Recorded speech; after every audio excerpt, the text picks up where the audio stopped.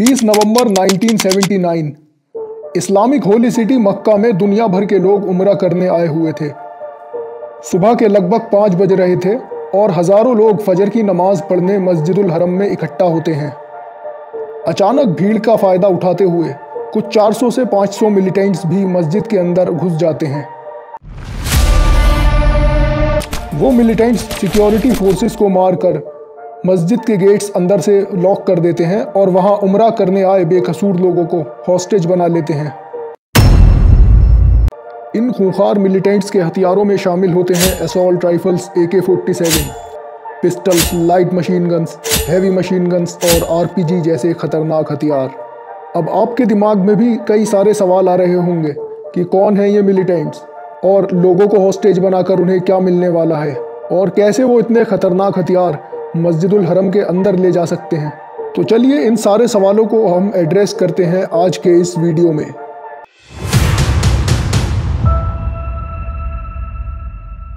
तो इन टेररिस्ट को 2 लोग लीड कर रहे होते हैं।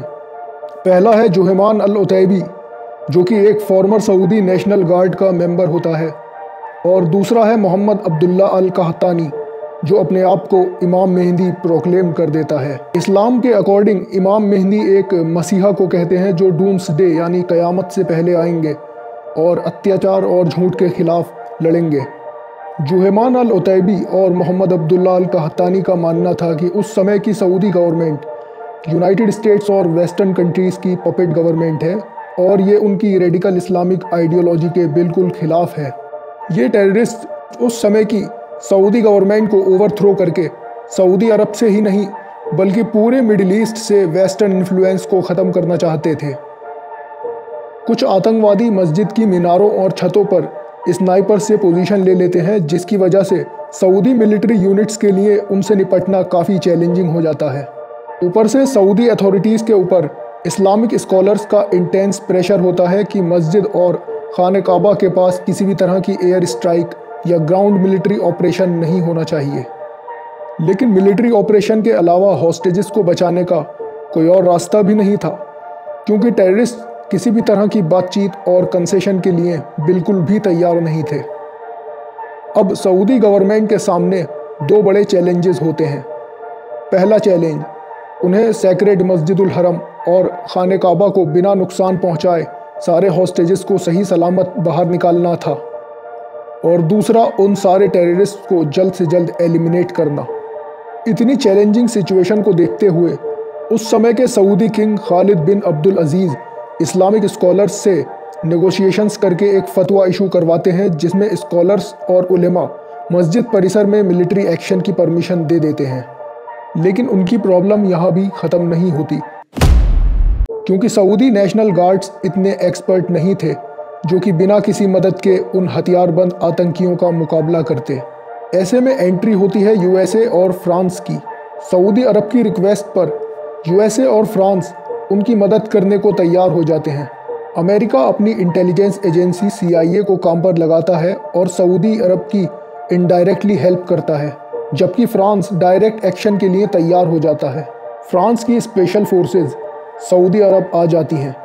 अब फ्रेंच कमांडोज को मिलिट्री ऑपरेशन के लिए मस्जिदुल हरम के अंदर जाना होगा, लेकिन इस्लामिक स्कॉलर्स और उलेमा इस बात से सहमत नहीं होते, क्योंकि मस्जिदुल हरम के अंदर कोई भी नॉन मुस्लिम नहीं जा सकता। मुस्लिम्स के रिलीजियस सेंटिमेंट्स को देखते हुए कुछ फ्रेंच कमांडोज ऑपरेशन ख़त्म होने तक इस्लाम में कन्वर्ट हो जाते हैं। फ्रांस की special forces Saudi national guards को ऑपरेशन की ट्रेनिंग भी देते हैं, क्योंकि फ्रांस की स्पेशल फोर्सेस अर्बन वॉरफेयर और हॉस्टेज सिचुएशन से डील करने में एक्सपर्ट थे। अंदर ऑपरेशन शुरू हो चुका था और आतंकियों के बाहर भागने के सारे रास्ते फ्रेंच स्पेशल फोर्सेस ब्लॉक कर देती है। आतंकियों को मस्जिद से बाहर निकालने के लिए पानी में इलेक्ट्रिक करंट छोड़ दिया जाता है और टीयर गैस का इस्तेमाल भी किया जाता है। ये ऑपरेशन करीब 2 हफ्तों तक चलता है और फाइनली 4 दिसंबर 1979 को ये ऑपरेशन ख़त्म होता है। इसमें ज़्यादातर मिलिटेंट्स को मार दिया जाता है और बाकियों को अरेस्ट कर लिया जाता है। इन मिलिटेंट्स का लीडर अब्दुल्ला अल-कहतानी भी इस ऑपरेशन में मारा जाता है। वहीं जुहैमान अल-उतैबी को अरेस्ट कर लिया जाता है। रिपोर्ट्स के हिसाब से लगभग 150 से 300 लोग मारे जाते हैं, लेकिन वहीं कुछ रिपोर्ट्स के मुताबिक इस ऑपरेशन में लगभग 500 लोग मारे जाते हैं, जिनमें बहुत से मासूम लोग भी थे जो उम्रा करने गए हुए थे।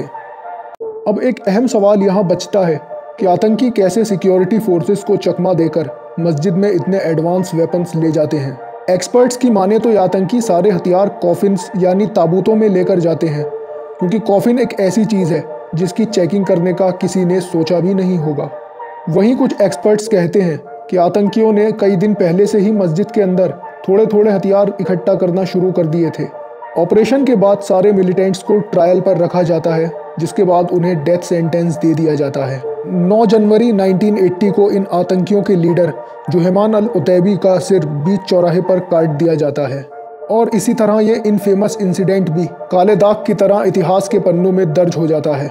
जियोपॉलिटिक्स और इंटरनेशनल अफेयर्स की बातें जितनी इंटरेस्टिंग होती हैं, उतनी ही कॉम्प्लेक्स और कन्फ्यूज़न पैदा करने वाली भी होती हैं, और सही इन्फॉर्मेशन ना मिलने की वजह से हम कंफ्यूज भी हो जाते हैं कि क्या सही है और क्या गलत। तो इन सारी चीज़ों को क्रिस्टल क्लियर समझने के लिए हमारी वीडियो को लाइक कर दीजिए और हमारे चैनल को सब्सक्राइब कर दीजिए।